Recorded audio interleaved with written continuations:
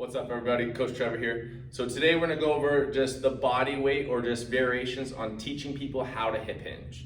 All right, so the best way and the easiest way that I found to do it, and just possibly just the fastest way, like if you got a big class, you got a bunch of new people, get them all together and just have them drill this movement if they're newer, all right? So first thing is basically just like a shortstop stance.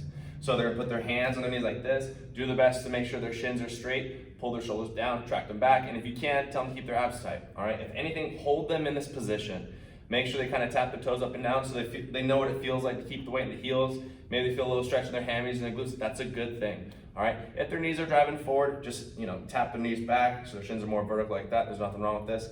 If they're constantly like squatting like this, or if they're bending from their knees first, you might actually have to just put your hand on the hip, push their hips back like this, go down nice and slow, and then put their hands on their knees. Or if anything, have them hold this position for 30 seconds. Once you get good at that, they can just stand tall, boom, hands on the knees, stand tall. If they get good at it really fast, you tell them to put their hands on their hips like this, abs on tight, big chest, hinge, boom, stand tall, squeeze the glutes.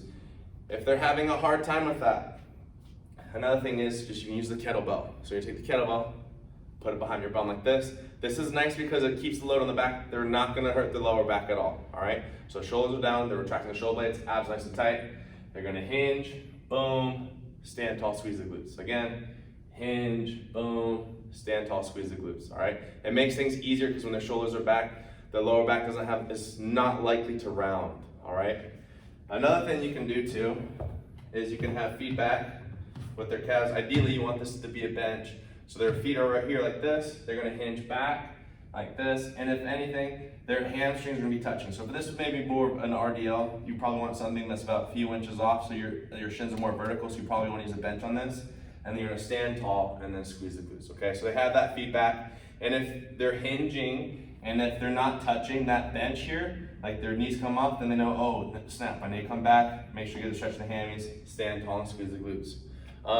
So a lot of times when you're teaching someone how to do a hip hinge, there might be a point in which their T-spine is super tight and they round their lower back, all right? So what you're gonna have to actually physically do if they're like excessively rounding in the lower back here, right, and excessively rounding in their T-spine, so their upper back, you might actually have to put your hands on them to where you grab their shoulder blades, pull their shoulders back so that they get big chest like this, or get them upright, pull their shoulders back so in this position, tell them to maintain that position, and then when they're hinging back up, they're still rounding it, you're probably gonna have to teach them how to do pelvic tilts, right? So you're gonna put them on the ground, they're gonna teach them to tuck their tailbone and extend their spine.